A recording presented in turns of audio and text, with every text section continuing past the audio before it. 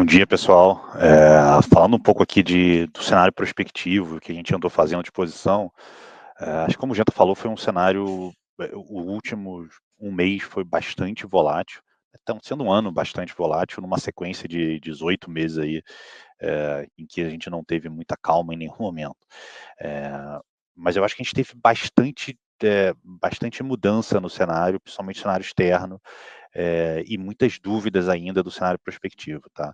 Eh, Quais são essas grandes mudanças e quais são as dúvidas? Acho que tiveram 2 grandes mudanças, tá? A segunda decorrente da primeira, e a primeira grande mudança, não dá para negar, é a postura que o presidente Donald Trump está tendo, em relação a vários temas, tá? Eu acho que a primeira grande diferença é a agressividade de tarifas, tá? Eu acho que era uma coisa que a gente tinha medo antes da eleição e está se materializando agora, talvez demorou um pouco mais do que a gente imaginava, mas está sendo bastante mais agressivo do que a gente imaginava. Ao mesmo tempo, uma certa, um rompimento, ou uma mudança de postura nas relações entre os principais países da aliança, da OTAN, da aliança do G10, países que são parceiros comercial e geopoliticamente já há algumas boas décadas, e isso tem mudado o contorno do mundo. E uma outra postura é uma visão que foi chamada pelo secretário de Tesouro americano de detox da economia americana, né? Então, é uma sensação que, diferente do primeiro mandato, em que o presidente passou o primeiro ano inteiro fazendo medidas de estímulo econômico, né? Ele fez medidas de regulamentação, quedas de impostos e por aí vai, para lá na frente fazer as tarifas, e aí de uma forma muito mais pontual, né? Quando a gente olha para as tarifas do primeiro mandato, uma parte tinha como objetivo trazer México e Canadá para a mesa para renegociar o antigo NAFTA e tratar e criar o USMCA. E uma parte, sim, era para tentar resolver os desequilíbrios com a China. Agora a gente vê tarifas que parecem ser muito mais punitivas, né? Quando a gente olha para as tarifas que são feitas em relação ao Canadá, por exemplo, acho que não tem um objetivo claro que o presidente quer ali. Tarifas intensas com a China, assim, a tarifa média dos Estados Unidos está subindo muito mais do que subiu no passado, e sem nenhuma medida de pró-crescimento econômico. E você vê o secretário de Tesouro falando, não, a gente já entende que nesse primeiro momento a gente vai passar por esse detox, essa desintoxicação, e a gente pode ter uma economia mais fraca, e o próprio presidente americano falando que não está olhando e não está ligando para a queda das bolsas. Então, isso tem gerado bastante incerteza, tem gerado bastante insegurança. A gente acredita que isso vai ter algum impacto econômico, é muito difícil mensurar qual, até porque é muito difícil dizer efetivamente o que vai acontecer de tarifas, né? Eu acho que agora, dia 2 de abril, tem um risco muito grande das tarifas recíprocas, como isso foi chamado, que você tem risco de ser uma coisa pequena, tem risco de ser uma coisa muito grande, se, por exemplo, entrar na conta dessas tarifas recíprocas, as diferenças de taxação, né? A Europa usa VAT, por aí vai, e isso pode ter um impacto econômico relevante. Então, é uma incerteza muito grande, isso acaba tendo impacto na perspectiva de investimento, de crescimento, por aí vai. É, do outro lado,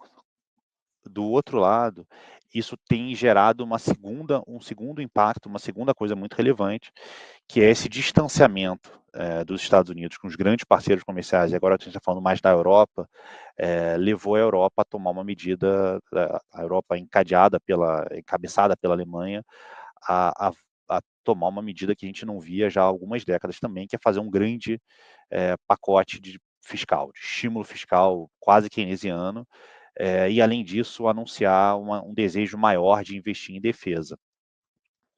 O pacote fiscal já anunciado pela Alemanha e que deve ser aprovado ao longo desse mês é sem precedentes, né? Eu acho que a gente estudando isso, a gente vê que a última vez que você fez um pacote desse tamanho foi para a consolidação das duas Alemanhas, é literalmente o mesmo tamanho. Isso sem contar com os eventuais gastos de defesa. Isso vai ter um impacto muito relevante no PIB alemão, né? As contas que o Thales faz aqui são de pelo menos 1% ao ano nos próximos anos, e naturalmente isso vai ter impacto em taxa de juros, naturalmente vai ter impacto em moeda e por aí vai. Então é uma mudança muito grande no mundo, e que tem impactos em ativos, tá? O que a gente fez, tem feito de posição nesse cenário? A gente tem tido, no cenário externo, uma postura um pouco mais tática em relação à bolsa americana. A gente virou esse mês levemente vendido em bolsa, acabou aproveitando a queda de ontem para terminar de zerar o pouco que a gente ainda tinha. A gente não tem uma visão necessariamente pessimista, mas a gente acha que no curto prazo o ambiente está um pouco mais conturbado. Então a gente operou vendido esse começo de mês aí. A outra coisa é que a grande posição que a gente tinha em alocações externas era a posição tomada, né, a posição na alta dos juros no Chile, que a gente ainda mantém. Os dados de atividade no Chile estão saindo bem fortes, consistentes com o que a gente imagina numa economia que está rodando num patamar de crescimento forte. Mas o que a gente fez é, com o risco de um cenário externo mais conturbado, a gente aplicou, né, apostou na queda de juros nos Estados Unidos. Então a gente acaba ficando numa posição que está tomada em juros no Chile, apostando na alta de juros no Chile, mas protegida com a queda de juros americana. A gente acha que é o grande risco para essa posição tomada em juros no Chile se eventualmente se tiver uma recessão mais forte, alguma crise mais forte nos Estados Unidos, levando uma queda mais forte do Fed. Então, por isso a gente tem feito essa pequena posição aplicada em juros americano, contrabalançando a posição tomada em juros chilenos. No Brasil, como o Fernando falou, a gente ainda tem um cenário que, na nossa visão, é bem conturbado. Tá? Eu acho que também teve algumas novidades no Brasil. Eu acho que a principal, vamos lá, não a principal, de um lado, do lado político, eu acho que a maior novidade, de fato, são as pesquisas de opiniões de opinião, que saíram nos últimos 45 dias, mostrando uma dilapidação muito grande na aprovação do governo. Isso para a gente abre dois frontes muito claros. De um lado, o governo vai reagir a isso, como tem reagido, como o Fernando falou agora há pouco, com várias medidas de estímulo econômico. Por outro, você começa a olhar antecipadamente para a eleição do ano que vem, talvez com uma visão um pouco mais construtiva. A gente entende que está muito cedo para falar sobre isso ainda, mas de fato você começa a construir um cenário que pode ser mais positivo lá para frente. Tá? Então, falando de Brasil, a gente tem um risco relativamente baixo. Tá? A gente chegou a estar comprado em dólar aí a maior parte do ano. A gente veio zerando ao longo do mês passado, e quando o câmbio bateu 5,70, a gente voltou a ter uma pequena posição comprada, bem pequena, posição comprada em dólar contra real. Mas a posição nova que a gente montou, que a gente vê com alguma simetria, é uma posição aplicada, né, comprada em TNBs longas, aplicadas em juros reais longos, porque a gente entende que já está num nível, as NTNBs longas voltaram para o pior momento que operaram ali em 2015.